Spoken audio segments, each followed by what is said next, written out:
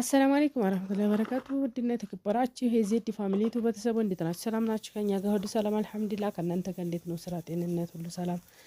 ከኛ ጋር ሁሉ ሰላም ነው። ያው እየጠፋን ነው፣ ሁሌ መጥፋን ነው ስራችን። ዛሬ ደግሞ ይሄ የምታዩት ነገር ጤፍ ነፈታ እያዘጋጀሁ ነው እላችኋለሁ ውድ ጓደኞቼ።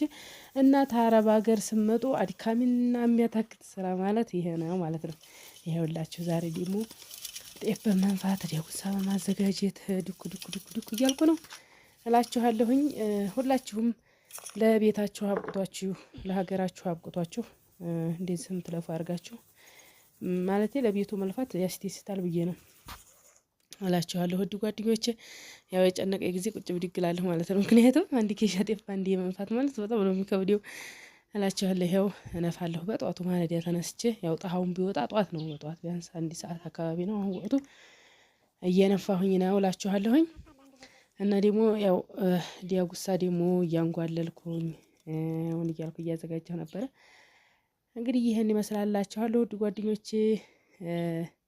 አዲስን ቻናል ሰብስክራይብ፣ ላይክ፣ ሼር እያደረጋችሁ አበረታቱኝ። አይከፈልበትም ውድ ጓደኞቼ እና እህቶቼ። በያላችሁበት ሰላማችሁ ብዝት ይበል እላችኋለሁኝ።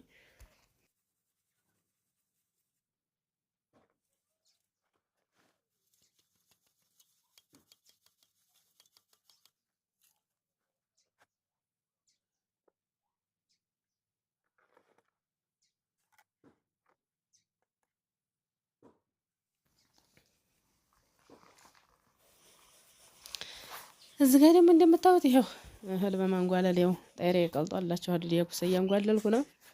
ይንጓለላል፣ ይወቀጣል፣ ይነፈሳል። እውነት ለመናገር በርበሬ፣ ቅመም፣ ሽሮ ማዘጋጀት እህል ማዘጋጀት ኢትዮጵያ ላይ በጣም ነው የሚያደክመው ማለት ነው። እና ያው ብቻ ግን ቤታችን እስከሆነ ድረስ እያረፍንም እየተነሳንም እንሰራዋለን። በመዲያን ቤት ብዙ ስራ ስናይ ስለኖርን ማለት ነው።